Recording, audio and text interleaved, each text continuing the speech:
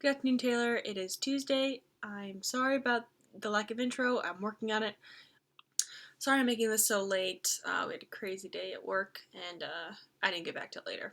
And I just got back from Grandma's. So I wanted to spend the bulk of this episode on talking fast. This mainly came up because Crystal, my friend, told me that she wanted me to watch what she said because she wanted to talk slower and more clearly. Which I think is great because I talk really fast and I'm really hard to understand. Like, my parents can't understand me. People at the grocery store that I work at really can't understand me sometimes because I talk so fast.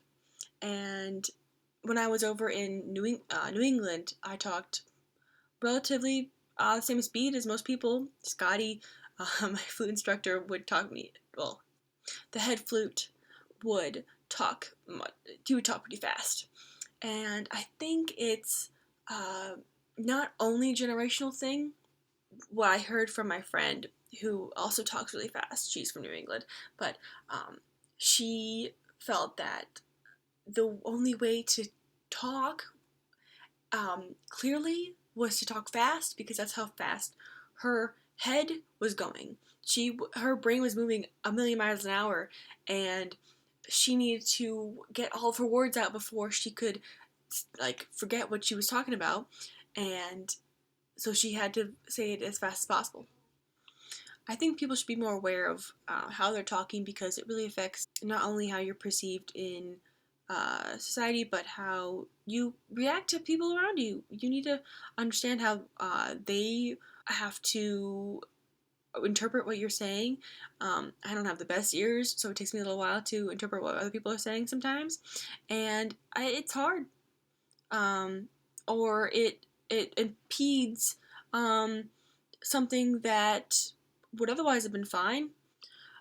When I was trying to get used to phone calls for work, I would try to sing the phrases that we had to say because I couldn't say them slow enough for people to understand me.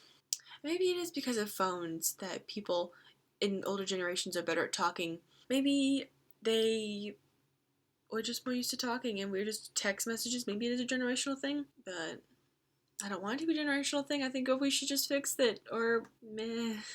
We'll just become all typing. You'll just have a little bubble with what you want to say over you or something.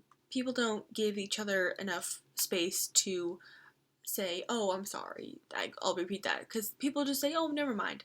And Mom hates that saying, and I probably should hate it too, because people should be heard. I think that's pretty beneficial. I might be a good listener, but I'm not a good talker. Okay, so apparently we have to have punishments for our texting, and because this is a project to get us to talk more, I don't think that it's the best idea to have punishments for texting, especially because these are only going to be once a week. Things like talking about texting or needing to text are going to come up, so maybe that should be a punishment, or I don't know. It's our decision. We don't have to do it exactly like John and Hank, and they did it every day, so we probably don't have to do it every day. Yeah. Okay, bye!